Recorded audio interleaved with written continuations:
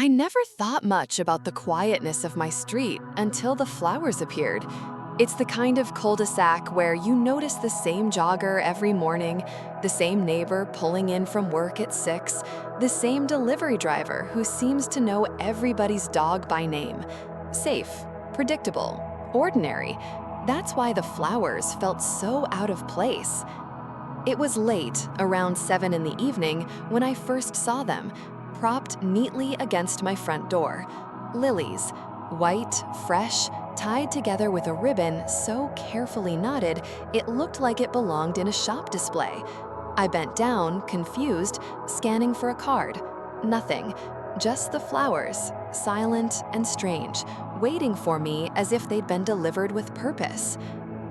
At first, I thought maybe they'd been dropped off at the wrong house. I even carried them inside, laughing nervously to myself, and placed them on the kitchen counter.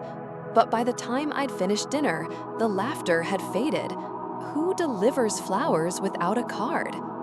The next day, another bouquet appeared. This time, roses. Red, deep, almost too red. The kind of roses people buy on Valentine's Day, not on an ordinary Tuesday evening. Tucked into the ribbon was a folded slip of paper. My stomach tightened as I opened it. For your smile. Just 3 words, written in handwriting that was small and neat, like something copied from a textbook. The ink was heavy, as though the pen had pressed too hard into the paper, leaving grooves. I should have thrown them away. I should have called someone, but I told myself not to overreact. Maybe it was a mistake. Maybe a secret admirer. Isn't that what people dream of sometimes? Someone noticing them, leaving tokens of affection? But then came the chocolates. It was Thursday, and I'd worked late, dragging myself into the darkened parking lot behind my office building. My car was the only one left, sitting lonely under the flickering street lamp. And there, on the passenger seat, through the glass, I saw them. A small box of chocolates tied with another white ribbon. My hands trembled as I unlocked the door. The car was still locked. No windows were broken, nothing else disturbed. But somehow, the chocolates were inside, waiting for me. That was when the warmth drained out of the gestures. This wasn't admiration. This wasn't affection. This was intrusion. Someone had been inside my car, close enough to touch the steering wheel I held every morning, close enough to breathe the same air I left behind. I didn't sleep that night. Every sound outside my window felt like footsteps. Every creak of the house made me wonder if someone was already inside. By morning, the lilies on my counter had wilted, and the roses had opened fully, petals spilling wide like a grin I no longer trusted. And in my gut, I knew this was only the beginning.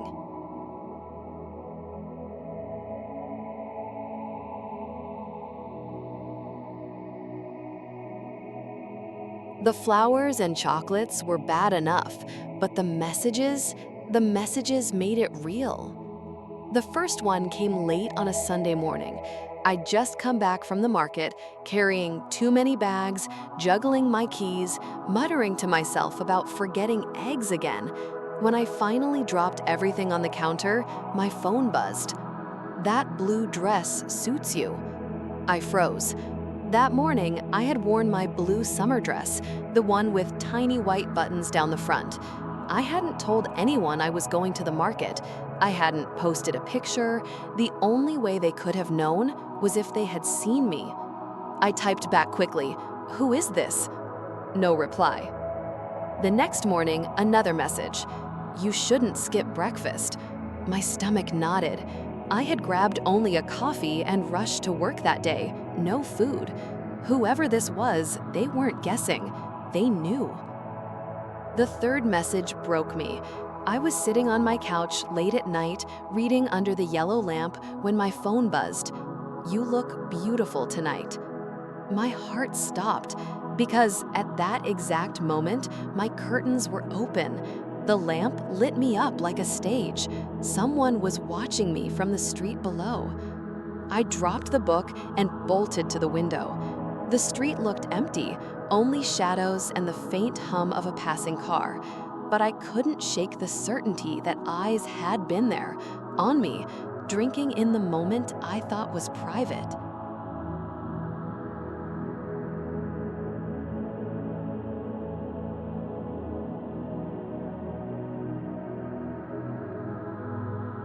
He became a shadow I couldn't escape. At first, I thought it was paranoia, my imagination filling in the gaps, connecting dots that weren't really there. But the more I noticed, the more impossible it became to ignore. The man in the hoodie. The first time was at the coffee shop near my office. He sat 2 tables away, head lowered, hands wrapped around a cup he never seemed to drink from. When I looked up, his face turned, always just out of view. The second time was on the bus. I sat by the window, earphones in, trying to drown the buzzing worry with music. But there he was, standing in the aisle, not holding the rail, not swaying with the movement of the bus, just standing, watching. The third time was the library. I went there on purpose, thinking I needed people, noise, a place where paranoia couldn't breathe. But even there, 2 rows back, he sat with no book, no laptop, no reason, just silence, just presence. Each time I turned to look directly, he shifted his gaze, as if studying a poster on the wall or scrolling through his phone. Never confronting me, never close enough to speak, but always there. By the fourth time, I stopped believing in coincidences. I thought telling my friends would make me feel better. I thought saying it out loud would make it less absurd. We were sitting at Jenna's apartment, the 3 of us with glasses of wine, the usual chatter bouncing between work, relationships, and gossip. I hesitated before I spoke. I think someone's watching me. They laughed at first. Jenna rolled her eyes. Maybe you've got a secret admirer. I'm serious, I said, my voice shaking. I told them about the flowers, the chocolates, the messages, the man in the hoodie. Lena frowned. Okay, that's creepy, but maybe you're reading too much into it? People wear hoodies all the time. Maybe the gifts were just a mistake. I wanted to believe her. I wanted to be wrong. But the look on their faces told me what I already knew. They didn't believe me. Not really. To them, it was a story.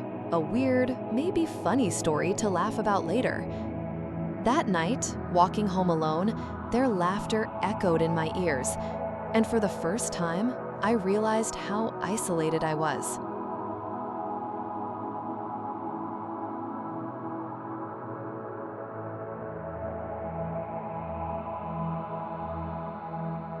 It didn't stop at flowers and texts. The messages became sharper, more invasive. One read, "Don't forget to lock your balcony door tonight." Another, "Your password shouldn't be your birthday. Too easy." I stared at my laptop, shaking. How did he know my password? My birthday? I changed it immediately, but the fear stayed. Every device I touched felt compromised. Every account, every login, every message. What if he was there too? Then came the one that broke me.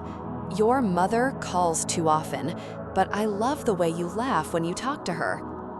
I pressed my phone to my chest. He wasn't just watching me outside, he was listening. He knew my family. He knew the sound of my voice when I thought I was safe. It was late on a Friday when I returned home. The hallway was too quiet, the kind of quiet that makes you stop and hold your breath. I unlocked my door, pushed it open, and froze. The door hadn't been locked properly. It creaked open with barely a push. My heart thudded as I stepped inside.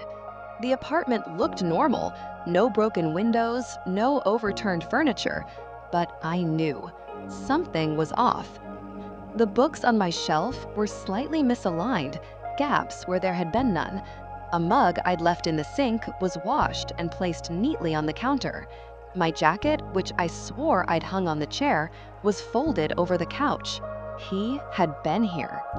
I backed out slowly, my breath shallow, my keys clenched tight between my fingers like a weapon. Outside, the night air felt heavier than ever.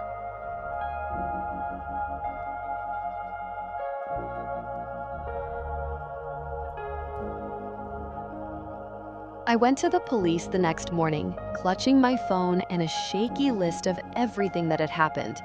The officer behind the desk listened politely, tapping notes into his computer. "Do you have proof?" he asked. I showed him the texts, the flowers, the chocolates. I told him about the man in the hoodie, about my door, about the notes in my car.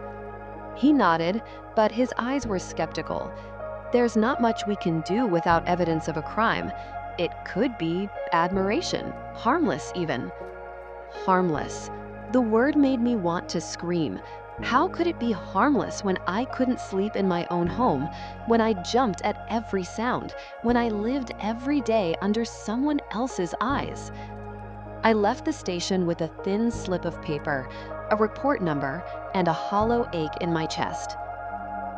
The night it happened, I was sitting on my bed, scrolling through my phone, trying to lose myself in meaningless videos. Then the notification appeared. "Good night, sweet dreams, I'll see you soon." But it wasn't a text. It wasn't even a call. It was a note inside my phone's notes app. I dropped the phone like it burned me. My hands shook so badly, I couldn't pick it back up. The app was locked. I hadn't shared it with anyone. The only way he could have written that message was if he had been in my apartment, holding my phone. I cried that night. Not loud sobs, but the quiet, hopeless kind. Because I realized there were no walls anymore. No locks, no passwords, no curtains could protect me. He was inside my life. It happened by accident. I was rushing home from work, cutting through a side street when I saw him. The hoodie, the slow, deliberate walk. This time, he didn't look away. His face tilted just enough for me to see his eyes. Brown, ordinary, familiar. Recognition hit me like ice. It was Mark, the quiet IT guy from the office 2 floors below mine. The one who had fixed my computer once. The one I'd smiled at politely in the elevator. I had barely noticed him, but he had noticed everything about me.